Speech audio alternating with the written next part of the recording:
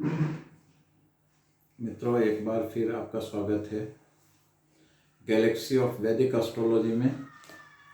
और मैं आचार्य चंद्रदेव पिछले 3 वीडियो के बाद अगली वीडियो की बात करते हैं। पंचांग के बारे में आगे बात करते हैं। अब तक हमने सीखा है कि मनुष्य ने किस प्रकार सूर्य और चंद्रमा को पहचाना, इनकी ज्योतियों को पहचाना, चंद्रमा की ज्योति को शुभ और अशुभ नाम दिया, किस तरह एक दूसरे की गति का निर्धारण, सूर्य और चंद्रमा की गति का निर्धारण एक दूसरे के सापेक्ष किया गया, किस तरह इन दोनों की गतियों का निर्धारण एक निश्चित बिंदु चित्र पक्षीय अक्षांश के सापेक्ष किया गया।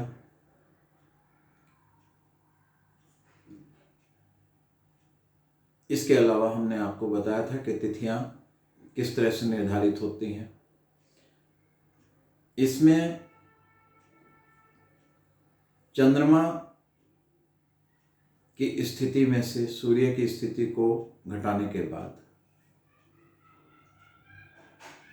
जितने डिग्री और मिनट प्राप्त होते हैं उसको हम 12 डिग्री से भाग करते हैं। भाग करने के बाद में जो अंक आता है उसमें 1 जोड़ के वो आज की तिथि निर्धारित होती है। ये हमने पिछली बार भी बताया था। अब हम आपको ये बताएंगे कि कौन सी तिथि कितने अंतर पर आएगी। जैसे सूर्य और चंद्रमा अगर एक ही अंशों पे हैं तो उस दिन अमावस्या होगी, और ये उस समय शुरू हो जाएगी जब चंद्रमा सूर्य से 12 अंश पीछे था। सूर्य और चंद्रमा सूर्य से 12 अंश तक आगे रहने पर प्रतिपदा, प्रथमा या जिसको पड़वा भी कहते हैं ग्रामीण क्षेत्रों में, यह तिथि होती है। चंद्रमा सूर्य से यदि 12 से 24 अंशों के बीच में आगे हो तो इसको द्वितीया कहा जाता है, दूज कहा जाता है, दोज कहा जाता है। 24 से 36 अंश होने पर सूर्य और चंद्रमा का अंतर, चंद्रमा सूर्य से 24 से 36 अंश तक आगे होने पर तृतीया, 36 से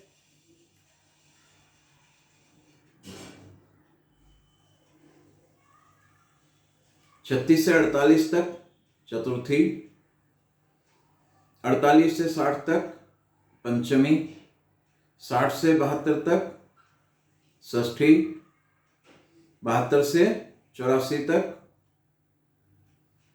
सप्तमी, 84 से 96 तक अष्टमी, 96 से 108 डिग्री तक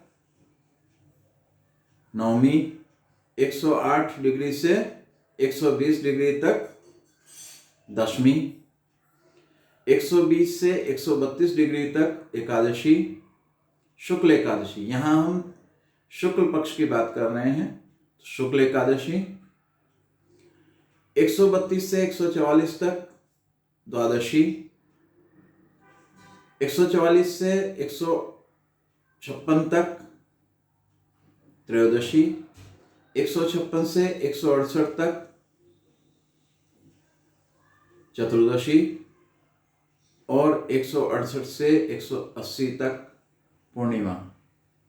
अर्थात चंद्रमा जिस समय सूर्य के एकदम सामने होगा, 180 डिग्री पर होगा, तो उस वक्त पूर्णिमा तिथि होगी। पूर्णिमा के बाद अंतर बढ़ता जाएगा, परंतु अब कृष्ण पक्ष शुरू हो जाएगा, और इसी प्रकार 180 डिग्री से 192 डिग्री तक कृष्ण प्रतिपदा, 192 से 204 डिग्री तक कृष्ण द्वितीया, 204 से 216 डिग्री तक कृष्ण तृतीया, और इसी प्रकार बढ़ते बढ़ते 336 डिग्री से 348 अंश तक कृष्ण चतुर्दशी, और 348 से 360 डिग्री अर्थात 0 डिग्री तक वापस जिस समय सूर्य और चंद्रमा एक ही अंशों पे आ जाते हैं तो उसको हम अमावस्या कहेंगे। इनका अंकों का निर्धारण शुक्ल पक्ष से शुरू होता है 1, 2, 3, 4, और अमावस्या चतुर्दशी को 29, कृष्ण चतुर्दशी 29, अमावस्या 30। तो इस तरह से जो है ये तिथियों का निर्धारण हुआ। अब तिथियों के निर्धारण में भी 2 भाग हो गए 15-15 दिन के, जिनको शुक्ल पक्ष कहा गया और कृष्ण पक्ष कहा गया। जिस भाग में चंद्रमा की ज्योति बढ़ती रहती है, उसका दिखाई देने वाला भाग, चंद्रमा का आकार बढ़ता जाता है, उसको क्या कहते हैं? शुक्ल पक्ष कहते हैं।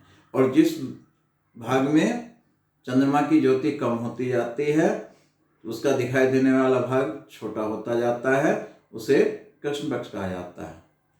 शुक्ल पक्ष में रात्रि के समय गहन अंधकार से हम पूर्णिमा के दिन पूर्ण प्रकाश तक बढ़ते हैं, और कृष्ण पक्ष में पूर्ण प्रकाश के से गहन अंधकार की तरफ बढ़ते हैं, और इन दोनों पक्षों से मिलकर ही एक मास बनता है। तो मित्रों, तिथि निर्धारण की यह विधि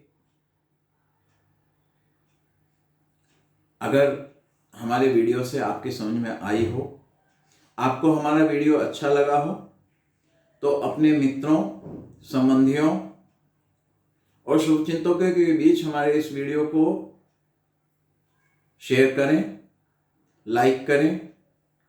हमारे प्रोफाइल आचार्य चंद्रदेव को फेसबुक पे फॉलो करें। हमारे फेसबुक पेज गैलेक्सी ऑफ वैदिक एस्ट्रोलॉजी को लाइक करें, और हमारे इस यूट्यूब चैनल को सब्सक्राइब करें, ताकि आप आगे आने वाले वीडियो लगातार निरंतर रूप से देख सकें। इसके अलावा यदि आपके जीवन में कोई असमंजस की स्थिति हो, कोई संकट की स्थिति हो, कोई निर्णय लेने की स्थिति हो, तो इसके लिए आप हमें हमारे व्हाट्सएप नंबर 8700003479 पर आचार्य चंद्रदेव को संदेश भेजकर अपनी समस्या का समाधान भी ले सकते हैं। आपको आपकी कुंडली का विश्लेषण करके समाधान बिल्कुल निःशुल्क दिया जाएगा। किसी प्रकार का कोई शुल्क लागू नहीं होगा। धन्यवाद। जय श्री राम।